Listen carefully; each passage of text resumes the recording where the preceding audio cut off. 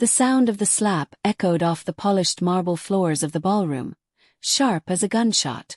It sent me crashing to the ground, my evening bag skittering away as 100 pairs of eyes, belonging to my husband's colleagues and bosses, fixated on my humiliation.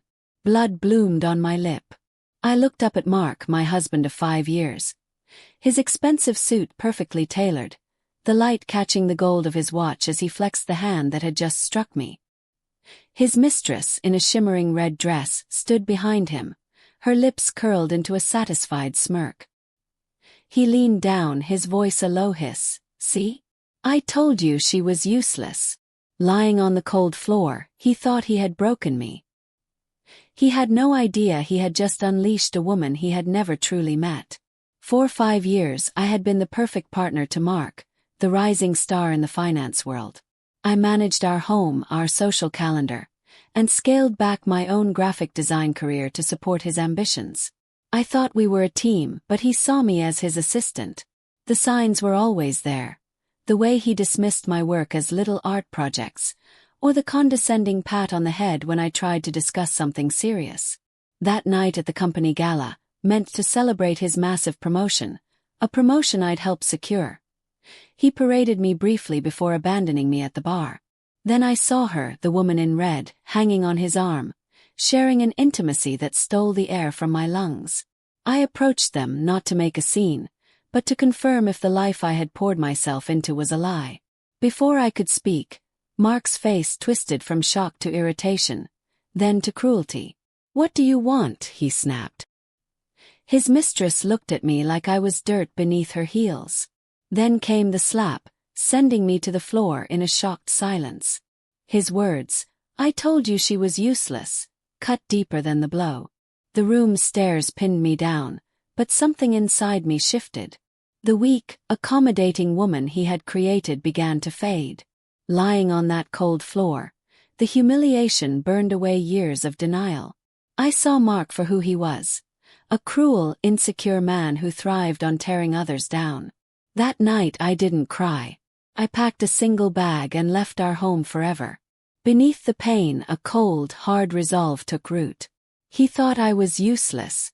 I would show him and the world just how wrong he was. My revenge would be calculated, dismantling his world, his reputation, career, and money, with the same precision he used to belittle me. I dove into corporate law and forensic accounting, learning the systems Mark had kept me in the dark about.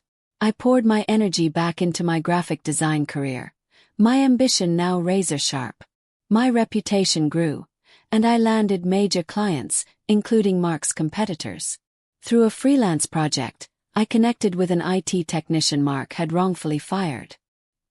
He handed me evidence of Mark's deceit, stealing credit, bending rules, and falsifying data. With that proof in hand, I had the key to his downfall. My plan unfolded over 6 months, each move deliberate. The first pillar to fall was his new relationship.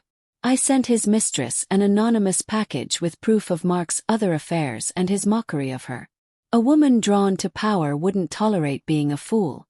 Their romance imploded in a public screaming match at a charity event, humiliating Mark as I had been. His perfect image began to crack. Next, I targeted his social standing. I shared the IT technician's evidence with a respected financial journalist I'd built a relationship with. The resulting article exposed Mark's lies, shattering his reputation as a rising star. Colleagues who once watched me fall now distanced themselves from him. His phone stopped ringing, his social world collapsing under the weight of the truth. The article triggered an internal investigation at Mark's company. My dossier guided their every step, uncovering his gross professional misconduct. He was fired publicly, his celebrated promotion revoked. His name now poison in the industry. The man who had everything was left with nothing. His empire built on lies reduced to rubble. A month later, Mark appeared at my new apartment, a shadow of his former self. His suit was rumpled, his eyes hollow. "It was you," he whispered, realizing the scope of my revenge. I stood calm and powerful in the life I'd rebuilt. "You were right about one thing, Mark," I said. The woman you knew was useless. But you didn't break her. You set her free. I closed the door on him and on that chapter of my life forever. My revenge wasn't just about destroying Mark. It was about rebuilding myself. The ultimate victory wasn't watching him lose everything. It was standing on my own, more powerful than he could have imagined. His biggest mistake wasn't knocking me down. It was letting me get back up.